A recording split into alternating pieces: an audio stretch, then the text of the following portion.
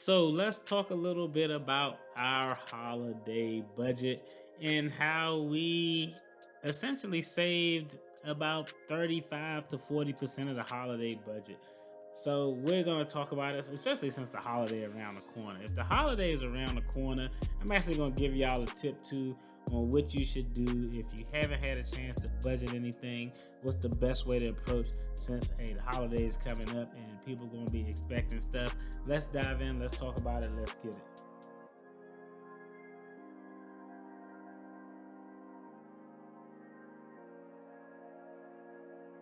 Now, I wanted to talk a little bit about this because this just kind of goes to our budget. I think anybody who's watched the channel, y'all know how we stash our money up and save up for the holidays. Essentially, quick story, we keep an account. We have an account with a bank that has a holiday account. We put $100 in every 2 weeks. We get that money released to us in the beginning of November. And typically, on average, we'll have about $2,400 or so in that account. Do we ever spend the entire $2,400 on gifts? No, probably not, unless the wife wants something that's crazy, but that's a whole nother story. But typically, we always spend less. But this year, we spent significantly less. And I was like, damn, why are we spending less and less?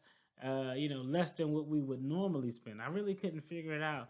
But it was a couple of things. I think the first thing is everybody doesn't get a gift. We just kind of established that early on. We actually got gifts downstairs right now, still wrapped from last year, who we just never went to the person's house or didn't drop it in the mail or they didn't come by, which is sad because the people stay like 15-minute drive away. So that shit is probably going to go get donated to charity. But we realize that, whatever. Everybody don't need to get a damn gift. That's just kind of what it is. We normally didn't go crazy buying a bunch of extra people gifts anyway. But hey, we definitely tightened that up. The other thing is my kids are getting older and it's really getting weird because like sometimes this year my daughter she used to have like a huge Barbie dream house and like her bed it had like a little princess cover over it and a slide and all of this stuff. Now she still got the slide, but she just woke up one day and was like, I don't want my Barbie dream house. I don't want my LOL stuff, all her little dolls and everything. She just kind of got rid of all that stuff. And I didn't know how to take that. I was really kind of upset because I was like, why you want to get rid of this stuff? I'm all playing with it looking like a big ass buffoon. But, I had to realize that she's growing up. And as my kids are growing up, they actually want less things. The only thing that they want is money, which is cool because when we give them money, it thinks typically when we give them money, it looks like it plays out to be cheaper than just buying them a bunch of stuff. And so that's kind of what we're doing now. They're going to get money from grandma, grandpa. We're going to give them money and they're just going to be able to buy whatever the hell they want. Now, we'll probably still buy them a few things like socks, underwear, some smell good cologne, little things that people need to just have good hygiene and things you're required to get. We'll buy them a couple of books. But outside of that, they really just wanted money, which works out good because I feel like when you give someone money, you can actually give them less than opposed to if they wanted gifts. Just think about it. If my son would have been like, oh, dad, I want a VR headset. A VR headset may cost me $400, but if I give him money, I can just give him $300 and yeah, here you go. You got $300. Merry Christmas. Get out of my face, and he's going to be good. So I think that that's a plus to.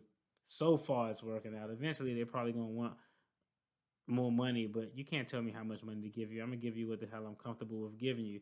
But so far it worked out. So what we were able to do because we didn't have to use all of that money to pay for Christmas gifts, we essentially took the portion that we didn't use and used that to apply it to a vacation that we're gonna take next summer that we're already making payments on. So it ended up working itself out. So hey, that's kind of what we got going on here. Now, Christmas is around the corner. You don't have anything saved up. What is the best thing that you can do? I think the absolute best thing that you can do is set expectations. You would be amazed at how understanding kids can be, people can be, if you actually give them a heads up and set expectations. If you don't tell them, hey, this is what we can do or this is what we can't do, those little rascals going to expect the world. But if you come to them and say, hey, things are kind of tight this year, or this year we won't be able to do as much, they actually will understand it. And one story that I told before on this channel, I remember once, I remember it like it was yesterday. It was a Christmas where my mother couldn't get us anything. So what did we do? We actually went out, shoveled the snow of the neighbors, and got paid. And I remember this was back in the day when 7-Eleven used to have a comic book rack right there. I bought like 2 or 3 comic books, and then I went to the toy store at the mall, and I bought like a, y'all probably don't remember this cartoon, a Captain Bucky O'Hare action figure. And I remember I bought all that stuff and I put it under the Christmas tree.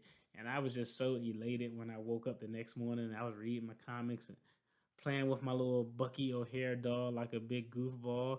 And my mother was over there bawling. And in my head, as I got older, I was like, I don't know why she was over there crying. You should have been happy that I wasn't acting like a spoiled ass brat. But, she was crying because she was actually excited and proud that I didn't let whatever the circumstances were get me down. So I think that's the best thing you can do. If you don't have any money saved up, you don't want to go in debt. You probably shouldn't go into debt to get kids stuff that they aren't going to play. And let's just be realistic. When you buy toys, the kids going to play with them for 2 months. In 3 or 4 months, they're not going to play with that stuff.